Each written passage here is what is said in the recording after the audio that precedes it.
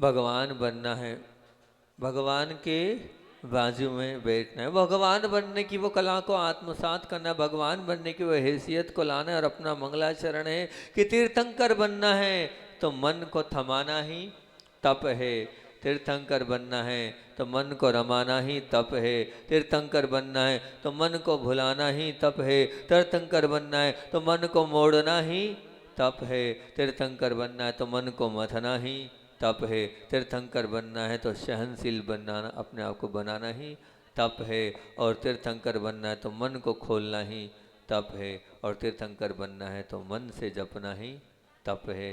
और कल मैंने इच्छाओं को लेकर आपसे बात करी थी कि इच्छा निरोधः तप, मतलब इच्छाओं को जीत लेना या इच्छाओं से ऊपर उठ जाना, ये बहुत बड़ी तपस्या होती है। ये अपने आप में हमारी कमी है, क्योंकि हम इच्छाओं के लिए जी रहे हैं, अपने लिए नहीं जी रहे हैं, अपनी इच्छाओं के लिए जी रहे हैं। और मैंने एक सूत्र बताया था, उसको याद रखना, विनोबो जी का वो सूत्र मुझे बहुत अच्छा लगा। क्या सूत्र था? मनुष्य माइनस इच्छाएं इज इक्वल टू ईश्वर। मनुष्य माइनस इच्छाएं, मनुष्य में से इच्छाएं निकल जाएगी तो वो क्या बन जाएगा? ईश्वर बन जाएगा। ये बात कल आप लोगों से मैंने करी थी। और इच्छाओं को जीतने का सबसे सरल तरीका बताया था आपको कि इच्छाओं को परिष्कृत करें, इच्छाओं को ऑब्जर्व करें, इच्छाओं को देखें। और परिष्कृत करने के मतलब कौन सी इच्छाएं काम की, इच्छाओं को सही दिशा दे। इच्छाएं तो बहुत है, भीतर से उन उठने वाली इच्छाओं का अवलोकन करें, और जो असंभव इच्छाएं जिनकी पूर्ति करना बिल्कुल हमारे लिए मुश्किल है, उनको अलग करें। तो उनमें 3 प्रकार की इच्छाएं थी, एक थी आवश्यक, एक थी अनावश्यक, और तीसरी थी असंभव। तो कम से कम आवश्यक के लिए तो आपको जीना पड़ेगा, लेकिन अनावश्यक और असंभव इच्छाओं से अपने आप को परे रखें तो बहुत अच्छी बात हैगी। और फिर तप की भी बात करी थी कि वो तप है, वो ताकत है, आप चाहेंगे तो ताकत आ जाएगी। अभी कहेंगे जाओ, दमोह नहीं जाओगे, और शिखर जी में जाएंगे तो वो 27 किलोमीटर का पद विहार भी आप कर लेंगे। भक्ति जगाओ तो शक्ति प्रकट होती चली जाएगी, और जब शक्ति आएगी तो निश्चित रूप से आपके अंदर वो अभिव्यक्ति आ जाएगी। बस शक्ति को पहचानने की बात आप लोगों से मैंने करी थी। सुकुमार का भी उदाहरण दिया था। देखो, वो पहले जो सरसों के दाने पर भी नहीं चल पाते थे, वो सूर्य का प्रकाश भी नहीं दे पाते थे, उन्होंने ही तपस्या करके और अपने जीवन का कल्याण किया। और फिर उसके बाद आचार्य भगवान की बात को बोला था, तन मिला तुम तप करो, करो कर्म का नाश, रवि शशि से भी अधिक है तुम में दिव्य प्रकाश। उस दिव्य प्रकाश को पहचानो। और 12 तप आप लोगों के बीच के 12 तप भी मैंने रखे थे कि आप लोगों के साथ भी वो 12 प्रकार का वो तप होता है। कल रात को बात तो आई थी, हमने पूछा बताओ, कोई 12 तप बता ही नहीं रहा था। जो हमने कल 12 तप आपको अपने गृहस्थों के 12 तप बताए थे, वो बताए थे कल। और अब आपसे हम 2 बिंदु अभी इसके और रह गए हैं, वो और पूरे करने हैं। कि अपनी बात चल रही है यथाशक्ति तप पर, यथाशक्ति तप पर बात चल रही है। और अपना मंगलाचरण कौन सा रह गया था कि तीर्थंकर बनना है तो मन को खोलना ही तप है। मन से अपन ने तप की बात को जोड़ा था। और अपन ने यात्रा प्रारंभ करी थी दूध और दही और मक्खन से। अपन ने यात्रा दूध से प्रारंभ करी, दूध में वो दही गया, वो मथा, है ना। और मथ ने क्या यात्रा करी थी कि वो दूध गया, कहाँ गया, वो दूध को अपन ने तपाया, तपाने के बाद दूध ठंडा हुआ, मतलब थमा, थमने के बाद दही उसमें डाला, तो दही उसमें डाला, दही के बाद क्या, उसको मथा, मथने के बाद अपन ने क्या किया था, तब सहन, पहले मथने के बाद मथने के माध्यम से उसको सहन करना पड़ा, और सहन करने के बाद अब आती बारी खुलने की। जब मक्खन के रूप में आया तो मक्खन को आपने जैसे ही गर्म किया, गर्म करने के बाद वो क्या हो गया, खुल गया। खुलते ही कुछ नई चीज़ सामने आएगी। मतलब मक्खन को अग्नि पे लगते ही उसने अपने अंतरंग में जो समाहित था वो बाहर निकाल कर रख दिया। इसी प्रकार से धर्म रूपी अग्नि को आप रोज़ ले रहे हो। अब वो रोज़ ले रहे हो तो आपका भी अंतरंग खुलना चाहिए। अंतरंग खुलना चाहिए से तात्पर्य क्या है, मन भी खुलना चाहिए। अर्थात जो प्रदर्शित करते हो आप बाहर, वो अंदर होना चाहिए।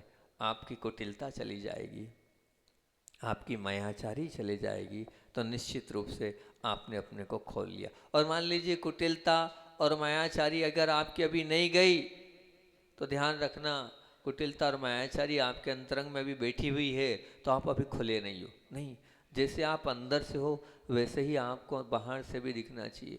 और मैंने एक बार पहले भी कहा था, फिर कह रहा हूँ, कुटिलता सबसे करना, मायाचारी सबसे करना, लेकिन कम से कम जो उपकारी बड़े हैं उनके साथ मायाचारी मत करना, उनके साथ कुटिलता बिल्कुल मत करना। और क्या कहा था, और सबसे ज़्यादा गुरु से कभी कुटिलता मत करना, गुरु से कभी मायाचारी मत करना। नहीं तो ध्यान रखना, गुरु के साथ कुटिलता करी और गुरु के साथ मायाचारी करी तो कहीं के नहीं रहोगे। अपन तत्वान सूत्र में पढ़ रहे थे ना, क्या सूत्र पढ़ा था? तो सूत्र ये पढ़ा था कि तीव्र मंद ज्ञाता ज्ञात भावाधिकरण वीर विशेष तद विशेष। उसमें अधिकरण आया था कि कर्मों का बंध होता है, लेकिन एक पाप घर में किया आपने, एक पाप आपने घर के बाहर कहीं किया आपने, एक पाप मंदिर में किया आपने, एक पाप अतिशय क्षेत्र में किया, एक पाप वही पाप है, पाप में अंतर नहीं है, पाप आप वही कर रहे हो, लेकिन स्थान बदल गया। तो जहाँ स्थान बदलता है और एक पाप सिद्ध क्षेत्र में कर रहे हो, तो कितना अनंत गुना अनंत गुना अनंत गुना पाप होता चला जा रहा है। ये मान के चलना, आपने एक धोखा अपने मित्र को दिया और एक धोखा गुरु को दिया, लेकिन गुरु के साथ अगर मायाचारी कर ली, गुरु के साथ झूठ बोल दिया, गुरु के साथ कुटिलता कर दी, तो अनंत गुना पाप लगेगा। कार्य वही किया, झूठ दूसरों से भी बोला और झूठ गुरु से भी बोला, लेकिन गुरु से अगर झूठ बोला तो उसका पाप कई गुना मिलेगा।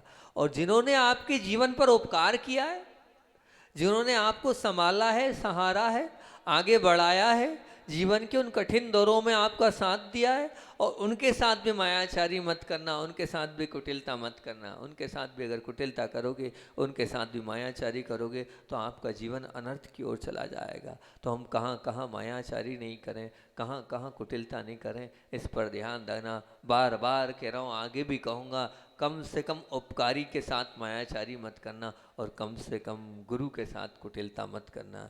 नहीं तो आपकी गति जो है बिगड़ जाएगी, आपकी स्थिति बिगड़ जाएगी, आपकी मनः स्थिति बिगड़ जाएगी। बहुत सारे लोग मुझे मिलते हैं कि हम डिप्रेशन में, हम ये हैं, हम वो हैं। जब उनके इतिहास को उठा के देखते हैं तो उन्होंने बहुत झूठ बोला है, पहले बहुत गलत व्यवहार किया है, आज वो गलत व्यवहार किया है, उस गलत व्यवहार के कारण आज वो डिप्रेशन में, आज वो हैरान है, आज वो परेशान है, आज वो तकलीफ में, आज वो पीड़ा में, आज वो कष्ट में क्यों है? क्योंकि उन्होंने इस प्रकार से किया है। तो इस प्रकार से कभी आप मत करना। आप जो अंदर हो वो दिखाओ ना, क्यों दिखा रहे हो? क्योंकि ये निश्चित है कि मायाचारी करने से आप बनोगे क्या? त्रियंश गति का माया तेर यज्ञोनस्य, त्रियंश गति में नहीं जाना है तो जो मन में है वो दिखाओ, आप दूसरी चीज मत दिखाओ, आप दूसरी चीज करके छलावा मत करो। आप दूसरे को छलावा नहीं कर रहे हो, आप स्वयं को छल रहे हो। जो मन में है वो नहीं बताकर आप सबको छल रहे हो, और उस छलने के कारण ही आप और नीचे चले जा रहे हो। ध्यान रखना कि मन सबको, आप बताओ, आप अपना घर सबको दिखाते हो, आप अपने कपड़े सबको दिखाते हो, आप जो गहने भी पहन रहे हो ना, वो अपने लिए नहीं पहने हो, सबको दिखाने के लिए पहनते हो। बहुत अच्छी बात है कि, और तो और भी बहुत सारी चीज़ें हैं जो आप सबको दिखाने का शौक़ रखते हो और दिखाते भी हो और दिखाने के लिए भी करते हो। एक चश्मा आपने पहना है तो वो क्या है? देखने के लिए कम, दिखाने के लिए आपने ज़्यादा पहना है। नहीं, अधिकतर वो हज़ारों, वो उसकी क्या बोलते हैं, फ्रेम कितनी महंगी आती है, तो आप दिखाने के लिए आप कर रहे हो, सब दिखाते हो, बहुत अच्छी बात है। मैं मना नहीं कर रहा हूँ, खूब दिखाओ, खूब दिखाओ, लेकिन जिस तरह से आप मकान, आप घर, अपने और कपड़े, अपना चश्मा, अपना मोबाइल, ये सब दिखाने के लिए। मोबाइल तो 5,000 से भी चल सकता है, लेकिन आप 1 लाख का यूज़ कर रहे हो तो उसका तात्पर्य क्या है कि उसको दिखाने के लिए कर रहे हो। ये सब दिखा आप सब रहे हो, जैसे आप सब चीज़ें दिखा रहे हो, ऐसे ही आप अपना मन भी दिखाओ ना। मन को क्यों नहीं दिखाते हो बताओ? मन में है वो आप बाहर क्यों नहीं निकालते हो? जितने लोग यहाँ बैठे हैं, सच्चाई से बोलना, क्या जो आपके मन में चलता है वो आप सब कुछ बता देते हो? बताओ ना, बताओ, क्या ऐसा कर पाते हो आप? अगर आप ऐसा कर पाते हो तो बहुत अच्छा जीवन है आपका, और अगर आप ऐसा नहीं कर पा रहे हो तो फिर बताओ आप कहाँ जा रहे हो।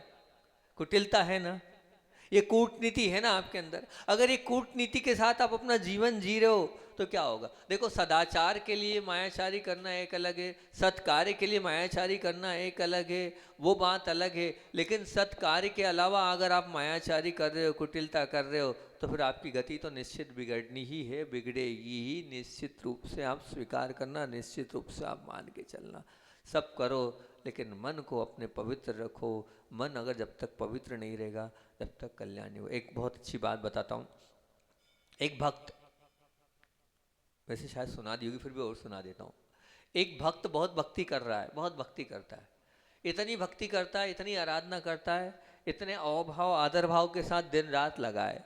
और देखो ऐसा है, निश्चित रूप से आप लोग भी बड़े लगे हो। कभी हमारा रवि जो है कभी किसी को बुलाता है, कभी किसी को बुलाता है, किसी माध्यम से स्थानिका का विधान हो जाए। आज महिला मंडल को बुलाने लग गया, रोज रोज नए नए काम करता है, कभी किसी को ले आता है, कभी किसी को। भाव है, ठीक है। तो ऐसे ही आप भावना रखो। हमने क्या कहा, भावना रखो ऐसी। वो भक्त था, वो बोला भगवान आपको आना पड़ेगा, आप क्या तो आ ही चुके हैं, अब आपको रोकना है तो देख लेते हैं क्या होता है। तो अब वो जो भक्त था वो बार बार पुकार रहा था। और देखो, पुकारते हैं और अंदर से भावना अगर रहती है तो निश्चित रूप से ऐसा नहीं है, भावनाओं का संप्रेषण पहुँचता है। बिल्कुल उन भावनाओं के संप्रेषण से कहीं ना कोई ऐसा निमित्त। अब बुला रहे, दो जगह से बुला रहे हैं। अब किसकी ज़्यादा भावनाएं प्रबल होती है और किसकी ज़्यादा अंदर से विशुद्धि बढ़ती है, वहाँ अपने आप साधु पहुँच जाता है। आपके बुलाने से साधु नहीं आएगा। हाँ तो है तो आप रोक पाओगे तो बहुत अच्छी बात है, और नहीं तो कोई बात नहीं। हाँ बिल्कुल आए, एक बस भर के आई थी रविवार को। वहाँ भी, वहाँ से लोग तो रोज रात को नोहटा वाले प्रतिदिन रात को आते हैं। ध्यान रखना, 40 किलोमीटर दूर भर ठंड में, बरसात में गीले होते होते आए। ऐसा नहीं है कि नहीं आ रहे हैं वो लोग। एक दिन कोई ऐसा बता दो कि एक दिन नहीं आए हो, कि किसी दिन नहीं आए हो। एक दिन आचार्य श्री का प्रोग्राम था तो एक दिन नहीं आए, एक दिन और, ऐसे 2 ही दिन छूटे उनके पूरे लगा लेना चतुर्मास की पूरी कंप्लीट उसमें। ऐसा मत बोलो नहीं आए, आते हैं, आ रहे हैं। और हाँ ऐसा है। अच्छा, आप ये बोल रहे हैं हम जहाँ, जब मान लो कुंडलपुर जाना है तो आप लोग कुंडलपुर आएंगे। देखता हूँ कितने बच्चे आते हैं, देखूंगा मैं कितने बच्चे यहाँ के कुंडलपुर के। यहाँ कुंडलपुर रहूँगा या नोटा भी हो सकता है या और कहीं भी जाता हूँ, कितनी बहनें वहाँ आती आहार देने के लिए, कितनी दीदियाँ वहाँ रहती हैगी, तब समझ में आएगी भक्ति कितनी हैगी। ठीक है ना, हमें हम तब आएगा मालूम। अभी हाल तो हम हैं तो सब कह रहे हैं रुको रुको रुको रुको। जब हम नहीं रहेंगे और जब आएंगे तो जैसे नोटा वालों की प्रशंसा कर रहे हैं वैसे बासा वालों की करेंगे, उसमें क्या बात है। मनाही तो कोई है नहीं कि हम नहीं कर रहे हैं। तो ऐसे ही वो भक्त भी भगवान को बुला रहा है, बार बार विनती अनुरोध कर रहा है। अब भक्त आ गए, अब भक्त मतलब भगवान भक्त के बुलाने पर आ गए, आ भी गए। और आते से ही जो भगवान हैं, भगवान ने बड़ी अच्छी बात बोली। बोले मैंने भक्त बहुत देखे हैं, बोले मेरा काम ही एक ही है, दिन भर करता क्यों, फुर्सत में तो हुई, कोई काम तो है नहीं। बोले क्या है, बोले भक्तों को ही देखते रहता हूँ, कौन सा भक्त कैसा है, कौन सा भक्त किस प्रकार की भक्ति कर रहा है। पर तेरी भक्ति बड़ी न्यारी है, बड़ी प्यारी है। तो रात को उठता है और चालू हो जाता है, सोता तक नहीं है, दिन रात भगवान ही भगवान दिख रहे हैं। तो बोले तेरी भक्ति से बड़ा प्रसन्न हूँ और मुझे बड़ा आनंद आ रहा है। अब तो मैंने एक ही विचार किया है। बोले क्या विचार किया है। अब बोले बस मैं तेरे मन में बसना चाहता हूँ और तेरे मन को ही मंदिर बनाना चाहता हूँ और तेरे मन में रहना चाहता हूँ। कहाँ रहना चाहता हूँ, तेरे मन में रहना चाहता हूँ। अब बस और कुछ मत, यही मेरी अब इच्छा आएगी। तो जो भक्त था वो बड़ा सोचने लगा।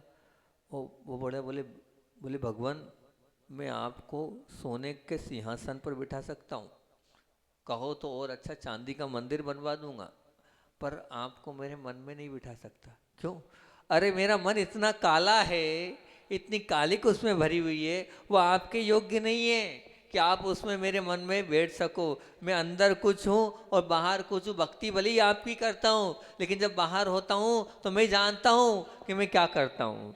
सोचो, वो भगवान को भी आप बिठाने को तैयार नहीं है, क्योंकि वो भगवान सब जान जाएंगे आपके मन में क्या चलता है और आपका मन कितना खराब और कितना काला है। बस अपने मन के कालेपन को छोड़ दो, मन को खोल दो और मन को ऐसा पवित्र बना लो कि हमारे मन में जो चल रहा है हम वो ही व्यवहार सबके साथ करेंगे, वैसा ही हम रहेंगे। हम कुटिलता वाला व्यवहार नहीं करेंगे, हमारा जीवन सरलता और सहजता वाला होगा। हमारे मन कैसा होना चाहिए? बालकवत होना चाहिए। मालूम है क्या कहा गया है कि जो छोटा सा बालक होता है, वो छोटा सा बालक इतना मन का पवित्र होता है, वो कभी ये नहीं सोचता ये तेरा, ये मेरा, ये इस प्रकार से कुछ भी नहीं सोचता है। आचार्य श्री जी बोलते हैं बालक ऐसा होता है कि आपने एक चांटा मारा और इधर उसके आंख से आंसू आ रहे और दूसरे हाथ में उसकी कोई चीज़ दे दी, इधर आंसू उसके जो है वो क्या हुआ, सूखे भी नहीं है और वो हंसने लग जाता है। बस ऐसे आप बन जाओ। किसी ने मार भी दिया है तो वो आंसू के साथ आप उसको गले लगा लो, तो निश्चित आप बहुत वो पवित्र और पावन बन जाओगे। अगर आप अच्छे बनना चाहते हो तो मन में है उसको बाहर करो, मन में जो चल रहा है उसको मन में रखकर कुटिलता वाला व्यवहार मत करो, मायाचारी वाला व्यवहार मत करो, अपवित्र व्यवहार उसके साथ नहीं करोगे तो निश्चित रूप से आपका कल्याण हो जाएगा, अन्यथा कल्याण नहीं होने वाला है। या जितने लोग बैठे हैं कह सकते हैं क्या कि हमारे जो मन में होगा हम वही जो है प्रेषित करेंगे, वही हम बताएंगे। कोई है एक आध व्यक्ति कह दे कि जो मेरे मन में होगा मैं वही सब कुछ सबको बताते चलूंगा, मायाचारी वाला व्यवहार नहीं करूंगा। अगर आप त्रियंच पर्याय में नहीं जाना चाहते हो, अगर आपको गधा बैल बकरी सुअर नहीं बनना है, बनना है गधा बैल बकरी सुअर गाय हाथी, नहीं बनना है, नहीं बनना है तो बस, अगर नहीं बनना है तो मन को खोलो। मन को खोलने का तात्पर्य जो मन में है उसी को बाहर प्रकट करो और शुद्ध मन को बनाओ, तो निश्चित रूप से आप अच्छी और उत्कृष्ट पर्याय में जाओगे। और नहीं तो मायाचारी करते करते जीवन हो गया। और पता है क्या कहते हैं कि सबसे ज़्यादा मायाचारी माताएं करती है, कहती है ऐसा आया है कि वो सबसे ज़्यादा स्वभाव है मायाचारी, उनका स्वभाव बताया आचार्य कुंद कुंद भगवान ने वहाँ पर लिखा है। मायाचारी किसका स्वभाव है बताओ ना? महिलाओं का स्वभाव। एक माँ मेरे पास आई और उन्होंने मुझसे यही प्रश्न किया, इस पर्याय को कैसे हम समाप्त करें? तो मैंने उनसे कहा बस मायाचारी खत्म कर दो। आप मायाचारी खत्म कर दोगे तो आप इस पर्याय से ऊपर उठ जाओगे। अगर चाहते हो कि स्त्री पर्याय से हमें छूटना है, तो इस स्त्री पर्याय से आपको छूटना है तो मायाचारी कुछ, आप लोग क्या है कहते कुछ हो करते कुछ हो, मन में और कुछ चलता है, पता नहीं चलता कहाँ क्या किस प्रकार से आप बोलते। तो कितनी बार, मतलब अन्यथा मत लेना, तो आप बोलो मैं महाराज जी आप इतना भी ध्यान रखते हो, कितनी बार हम देखते हैं बातों से समझ जाते हैं। अब इतने साल हो गए घर छोड़े, इतने लोगों से रात दिन जो है मिलना जुलना होता है, तो अब थोड़ा थोड़ा अंदर से भी आभास हो जाता है कि ये सामने वाला कितना झूठ बोल रहा है और कितना सच बोल रहा है। कुछ ऐसा गुरुदेव की अनुकंपा है तो आभास तो हो ही जाता है, लेकिन मैं उन सब चीज़ों पर ध्यान नहीं देता हूँ। मैं तो देख रहा हूँ भैया पवित्र हृदय से आया है गुरु चरणों में, तो निश्चित रूप से ये अच्छे ही पवित्र भाव से आया है, तो इसका भला हो, इसका कल्याण हो। लेकिन समझ में आ जाती है मायाचारी, स्पष्ट झलक जाती है मायाचारी। आपको लगता है कि मुझे कोई समझ नहीं पा रहा है, पर आप नहीं जानते, आप बहुत बड़े बेवकूफ़ हैं। सब आपको समझ रहे हैं कि आप क्या हो और आपकी क्या असलियत है और आपकी क्या वास्तविकता है। ये मत मानना, तो जो हो आप वही दिखाओ, सच्चा और अच्छा जीवन जियो, मन को खोलो, मन में जो चले उसको बाहर करो, पवित्र जीवन जियो, तो निश्चित रूप से आपका जीवन उत्कृष्ट हो जाएगा। आज मुझे इस प्रवचन को समाप्त करना है, कल साधु समाधि की बात आप लोगों के बीच में रखूँगा। एक पॉइंट और पहले रह जाएगा, फिर बाद में तो वो रह ही जाएगा, तो फिर कल का दिन और करना पड़ेगा। अगला और अंतिम पॉइंट क्या है? अगला और अंतिम पॉइंट है कि मन से जपना ही क्या है? तप है। वास्तविकता में तप क्या है? मन को लगाना। और काहे में लगाना? तप में लगाना। काहे के तप में लगाना? जपने के तप में लगाना।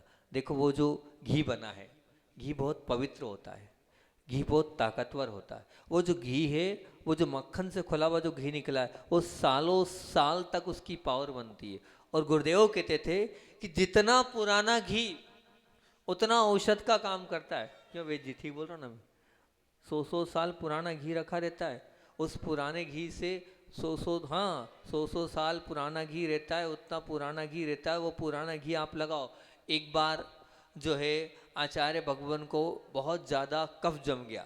जब कफ जम गया और बहुत ज़्यादा खांसी चल रही थी, तो आचार्य ज्ञान सागर जी, आचार्य श्री के मुख से की बात बता रहे हैं कि आचार्य ज्ञान सागर जी ने कहा पुराना घी लाओ और पुराना घी जो है ये कफ जो है इनकी छाती पर मलो, तो सब पूरा कफ बाहर हो जाएगा। तो सबसे पुराना घी जो 100 साल का रखा था, वो 100 साल के घी को लाए और घी से जो है वो कफ जो वहाँ पर मालिश करी। मालिश करने के बाद यूं तो घी ठंडा होता है, कफ को कराने वाला होता है, कफ को बढ़ाने वाला होता है, लेकिन वही घी जब पुराना हो जाता है तो क्या करता है, उसके माध्यम से वो पूरा कफ निकलता चला जाता है, ऐसा कहते हैं। तो ये जितना पुराना होगा उतना ही होगा। इसी प्रकार से यहाँ मैं यही कहना चाह रहा हूँ कि वो घी निकला, और वास्तविकता में घी जैसे शक्तिशाली पावरफुल अगर आपको बनना है तो मन से आपको क्या करना पड़ेगा, जपने का आपको कार्य करना पड़ेगा। और जपना तात्पर्य क्या है, जितना आप जप करोगे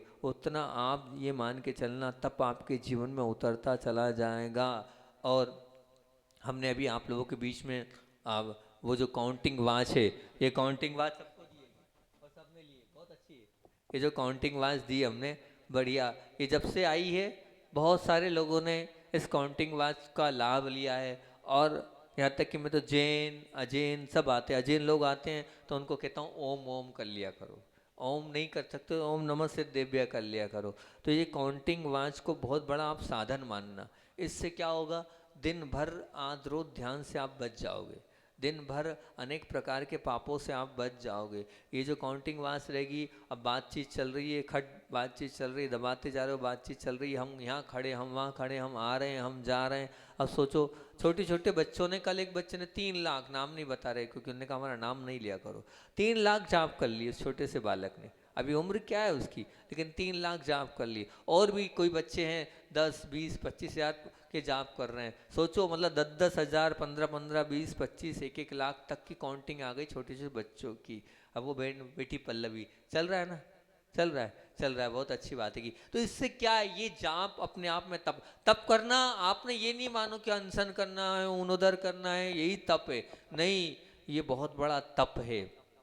और इस तप के माध्यम से क्या होगा, कहते हैं आगम में आया है कि 1 करोड़ बार नमोकार मंत्र का जप करने से क्या होता है, बोले मुक्ति की प्राप्ति होती है। मतलब आपकी सीट फाइनल हो जाएगी 1 करोड़ बार, मतलब 1 लाख मालाओं को फेरने से। 1 लाख माला आपने अपने जीवन में कर ली, या 1 करोड़ बार नमोकार मंत्र को जप लिया, तो इन 1 करोड़ मंत्र के जपने के माध्यम से इतनी पावर आपकी बढ़ेगी, इतनी विशुद्धि आपकी बढ़ेगी, इतनी अंदर निर्मलता आते चले जाएगी कि आपका सब कुछ अपने आप अच्छा होता चला जाएगा। ये काउंटिंग वॉच इतनी अच्छी काउंटिंग वॉच है कि बहुत सारे लोगों ने इसके इतने फायदे बताए। बोले महाराज हम सबके बीच में खड़े रहते हैं, लेकिन सबके बीच में खड़े रहते रहते भी अब क्या करना है, अब बटन दब रहा है, अब उसकी बात पे हमारा ध्यान ही नहीं है, क्या हो गया क्या नहीं हो गया, किस प्रकार से वह पता ही नहीं चला। अब दुकान पर भी बैठे हैं, जो हमेशा तो ग्राहक आता नहीं, जब नहीं आया और ग्राहक से बात करते करते भी काउंटिंग बात चल रही, विचार करना नमोकार महामंत्र क्या है, इतनी पावर, इतनी पावरफुल ये महामंत्र है। अगर आपने ये मंत्र 1 करोड़ कर लिए ना, ये सब बात तीर्थंकर पृथ्वी तो ठीक है, लेकिन लौकिक फायदे आपको बता रहा हूँ। जिसने 1 करोड़ बार नमोकार मंत्र का जाप कर लिया, ये मान के चलना वाक सिद्धि हो जाएगी उसकी। ये मेरी नहीं, ये गुरु जी के वाक्य हैं। गुरुदेव ने कहा था 1 करोड़ बार जिसने अपने जीवन में नमोकार मंत्र पढ़ लिया, वो क्या करेगा, बोले उसकी वाक सिद्धि हो जाएगी, वचन सिद्धि हो जाएगी, वो जो बोलेगा वो होगा। और बताऊं आपको, 1 करोड़ बार अगर आपने जप कर लिया, तो 1 करोड़ बार आपने अगर मान लीजिए जाप कर लिया है, तो क्या आपके आने वाले भविष्य में होगा, आप इतने बड़े निमित्त ज्ञानी बन सकते हैं। 1 करोड़ बार जाप को आपने कर लिया तो निमित्त ज्ञानी बन जाएंगे। अच्छा बुरा सब कुछ आपको दिखने लगेगा, पता चलने लगेगा क्या होने वाला और क्या हो सकता है। एक कठिन काम मानता हूँ, 1 करोड़ जाप बहुत बड़ी बात होती है, 1 लाख नमोकार मंत्र की मालाएं बहुत बड़ी कहानी होती है, लेकिन दिन भर अगर उस नमोकार मंत्र में अपने मन को आप रमा लोगे तो क्या कहलाता है। आचार्य श्री कहते हैं वैष्णव संप्रदाय में जब हम अमरकंटक में थे तो अमरकंटक में जो वहाँ के बहुत बड़े बड़े आश्रम हैं, उन आश्रमों से जो है बाबा लोग आते थे गुरुदेव के दर्शन करने। जब गुरुदेव के दर्शन करने आते थे तो वहाँ पर एक बाबा जी का नाम भूल गया मैं, जो बहुत बड़े बाबा जी, नाम कल्याण, बहुत बढ़िया, सतना वाले तो हमारे बीच में बैठे हैं। कल्याण आश्रम जो है, वो कल्याण आश्रम वाले बाबा जी एक आए थे, तो उनके साथ एक वो जो ऐसे ऐसे माला माला चल रही थी। तो आचार्य जी ने पूछा क्या चल रहा है? बोले ये नहीं, बोले ये नए साधक हैं, बोले ये नाम साधना चल रही है। बोले नाम साधना? बोले इनको एक मंत्र दे दिया है, इस मंत्र को ये जप रहे हैं। तो बोले बस ये मंत्र जपते चले जाएंगे, इनको ये करोड़ों बार इस मंत्र का जाप करना है। जब ये करोड़ों बार उसको कर लेंगे तो ये जो है नाम साधना कहलाती है। इसके माध्यम से ये नाम साधना होगी तो अब जब भी परेशानी में होंगे, जब भी कष्ट में होंगे, बस मंत्र का स्मरण भर करेंगे, और इतना भर करेंगे उसके माध्यम से इनका सब कुछ अच्छा होता चला जाएगा। बोले हमारी सबसे पहली स्टेप होती नाम साधना। एक मंत्र हम दे देते हैं, उस मंत्र का ये जप करते हैं, उसके माध्यम से इनका अपने आप फिर सब रास्ते ये मंत्र निकालता चला जाता है। इनके रास्ते हम नहीं बताते हैं, इनके रास्ते ये मंत्र बताता है। तो इनका एक न एक मंत्र हम दे, तो अब वही हमारे लिए क्या है, गुरुमुख से मिला नमोकार मंत्र, उसको आप करो, वही आपके लिए नाम साधना हो जाएगी। उसी को आप नाम साधना के रूप में करना। हम जो आपको ध्यान मेडिटेशन करा रहे हैं, हमने कहा ना, सतना वालों को बताया था ना आपसे कि हम सतना में थे, जो मेडिटेशन हमने किए, फिर वो जो मेडिटेशन है, तो मेडिटेशन के कागज़ ही सतना वाले आप लोगों के, आप भी कल आए थे, हमने कहा सुबह आ जाना, शानदार, वो सतना वाले कागज़ लेके कल आ गए। वो प्रिंट होके पूरे नमोकार मंत्र के कागज़ रंगीन वाले पूरा आप ही ने बनाए, जो पूरे चक्र बने हैं, जो आपको ध्यान कराता हूँ जिनसे, पूरा सतना वालों ने दिया है। तो ये पदस्थ ध्यान है, और पदस्थ ध्यान मतलब नाम साधना, ये नाम साधना के अंतर्गत आता है। तो अपने जीवन में इसका उल्लेख आप मान के चलना बहुत है।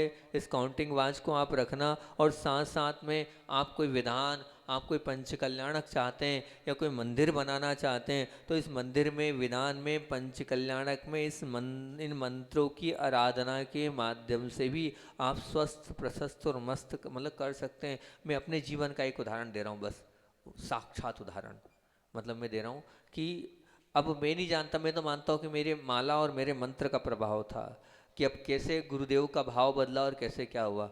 जब सब संग अलग अलग हो रहे थे, और जब सब संग अलग अलग हो रहे थे, तो सब संग अलग हो रहे थे, आचार्य श्री के मुख से नाम निकला, आचार्य श्री ने बोल दिया, आचार्य श्री ने कर दिया, मैं ही नहीं जानता हूँ और सबको व्यवस्थित करना है।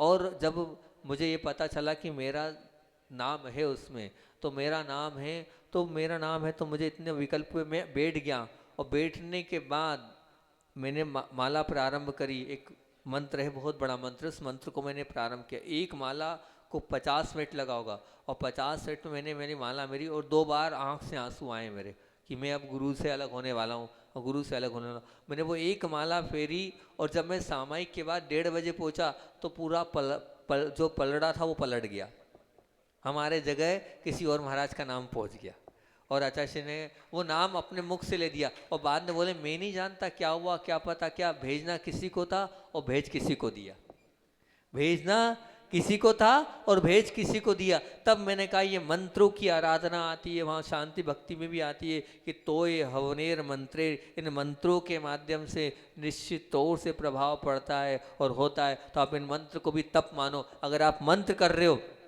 तो ये मान के चलना आप तपस्या कर रहे हो, आप असली तपस्वी हो। तो ये जो नमोकार मंत्र जो नहीं कर रहे हैं वो मेरे से काउंटिंग वाच ले लें, लेकिन कल से एक नियम ले लिया मैंने, क्या फालतू में काउंटिंग वाच देता हूँ। निर्लोभ सागर जी हमेशा हमारे संग में वो एक बहुत लाखों ही बांट चुके होंगे, पर वो एक शर्त पर देते हैं, पहले 1 करोड़ जाप का नियम लो और काउंटिंग वाच लो। अब मैं जिसको दूंगा अब फ्री में नहीं दूंगा, पहले 1 करोड़ की बात करो, कायस्तर करो, फिर उसके बाद लेना। तो सबको देने को मैं तैयार हूँ, जो लोग नहीं है। और मैंने एक शर्त तो रखी, जिनका ज़्यादा होगा चतुर्मास में पीछी परिवर्तन में अपन देख लेंगे, या जब जाएंगे जब देख लेंगे, और फिर उसको अपन क्या करना है, कुछ ना कुछ पारितोषिक देंगे ही देंगे। तो अभी भी जो लोग हैं वो कंपटीशन में शामिल हो सकते हैं, ले सकते हैं। बहुत अच्छी बात है कि अनुभूति भी देखता रहता हूँ, जो चलाती लाई कि नहीं है, चलता रहता है, अनुभूति का देखता हूँ, इसका इस पल्लवी का देखता हूँ, बहुत सारे लगे तो हैं।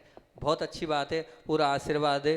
टाइम अपना हो गया है, कल आपको साधु समाधि की बात करेंगे। आचार्य श्री की बात बोलकर अपनी बात को विराम करूंगा कि आचार्य श्री का अतिशय और चमत्कार तो रोज़ रोज़ सुनाता हूँ। एक और अतिशय चमत्कार सुनाता हूँ कि खजुराहो में एक परिवार जो है शुद्ध भोजन लगाने के लिए आया था, और अब 20 दिन हो गए, 25 दिन हो गए, पर अब आचार्य श्री के आहार नहीं हो रहे थे। तो फिर उन्होंने सोचा कि अब क्या करें। एक बार आचार्य श्री पास महाराजों ने भेज दिया, फिर भी आचार्य श्री ना मुस्कुराए। उन्होंने कहा फिर, तो फिर महाराज ने एक दिन और लगा लो, आज नहीं हुए तो कोई बात नहीं। एक दिन लगाया, और योग संयोग की बात थी कि आहार भी उनके यहाँ हो गए। अब आचार्य श्री जी के आहार हो गए, आहार तो हुए, और उन्होंने आचार्य श्री को कहा आज जाना है। आज जाना जरूरी है क्या? क्या बोला? आज जाना जरूरी है क्या? इतना बोल दिया। मतलब आचार्य श्री की सुबह आहार हुए और दोपहर को ही उनको जाना था, क्योंकि बच्चों का जो था वो कुछ एडमिशन था, ऐसा था। अब आचार्य श्री के मुख से इतना निकला, अब वो नहीं जाने क्यों निकला, ठीक है, लेकिन अब जाना जरूरी था तो वो गए। जो उनके यहाँ शाम को व्यवस्था होती है आहार की, वो भी दूसरों के यहाँ उन्होंने कर दी, जैसा भी करके निकल गए। निकल तो गए, निकलने के बाद आचार्य श्री ने बहुत अच्छे से मुस्कुराते हुए उनको आशीर्वाद दिया। अब वो आशीर्वाद दिया और वो गए।